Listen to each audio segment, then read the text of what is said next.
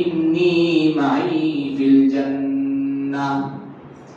হুজুর সাল্লাল্লাহু আলাইহি ওয়াসাল্লাম এই হাদিস শরীফে বলেন, মান আহাব্বা সুন্নতি, যে আমার সুন্নতকে ভালোবাসে, ফাকাদ আহাব্বানি, সে যেন আমাকেই ভালোবাসে, ও মান আহাব্বানি, আর যে আমাকে ভালোবাসবে, ইন্নী মাই ফিল জান্নাহ, সে নিশ্চয়ই আমার সাথে কাল কিয়ামতের ময়দানে জান্নাতে প্রবেশ করবে। মুহতারাম হাজরিন, সেই জান্নাত কেমন জান্নাত, যে জান্নাতে আমরা এই দুনিয়াতে থাকি অবস্থায় কিছু চিন্তা করতে পারবো না। সেই জান্নাত এমন জান্নাত, হুজুর সাল্লাল্লাহু আলাইহি ওয়াসাল্লাম হাদিস শরীফে বলেন, এই দুনিয়ার মানুষরা তোমরা শুনে রাখো, সেই জান্নাত এমন জান্নাত, যে জান্নাতের কথা এই দুনিয়ার আজ পর্যন্ত কোন কলম চিন্তা করতে পারেনি।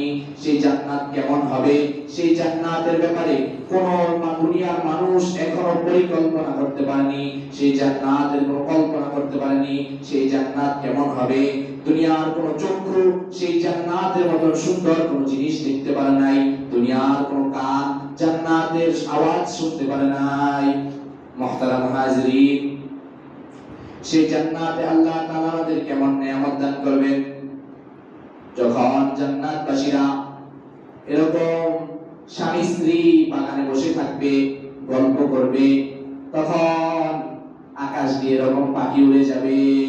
যখন পাখি উড়ে যাবে, তখন জান্নাতি ব্যক্তিরা বলবে, হে, এই পাখির গোশত যদি আমরা খাইতে পারতাম কতই না ভালো হতো। তখন সঙ্গে সঙ্গে সেই আসমানে ওড়া পাখি ভুনা হয়ে তাদের সামনে হাজির হয়ে যাবে। আর যখন সেই ভুনা গোশত তাদের সামনে আসবে, তারা খুব তৃপ্তি সহকারে মজা করে আরাম করে খাইবে।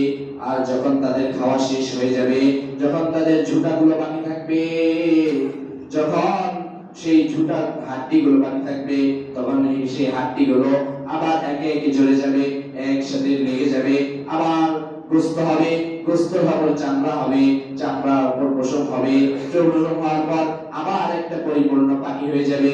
যখন সেই পাখি আকাশে উড়াল দিতে লাগবে, তখন জান্নাতি ব্যক্তিদেরকে সালাম দেবে।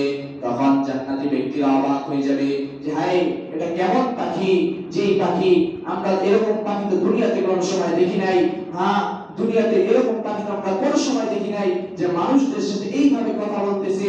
হ্যাঁ, তখন আল্লাহ তাআলা সেই পাখির জবান খুলে দেবে। সেই পাখি বলতে থাকবে, এই জান্নাতি ব্যক্তিরা, তোমরা শোনো, আমি তো তোমাদের দুনিয়ার মতো পাখি না। দুনিয়াতে তোমরা যে পাখি দেখেছ, সেই পাখি তো রক্তে মাংস গঠিত পাখি। আর আমি তো এমন পাখি, যেই পাখিকে তোমরা দুনিয়াতে থাকতে সৃষ্টি করেছ। কিভাবে সৃষ্টি করেছ? হ্যাঁ, তোমরা দুনিয়াতে থাকতে সুবহানাল্লাহ জিকির করেছ, আমি সেই জিকির দ্বারা গঠিত পাখি।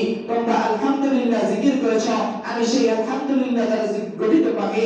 তোমরা আল্লাহু আকবার জিকির করেছ, আমি আল্লাহু আকবার জিকির দ্বারা গঠিত পাখি। তোমরা লা ইলাহা ইল্লাল্লাহ জিকির করেছ, আমি সেই জিকির দ্বারা গঠিত পাখি।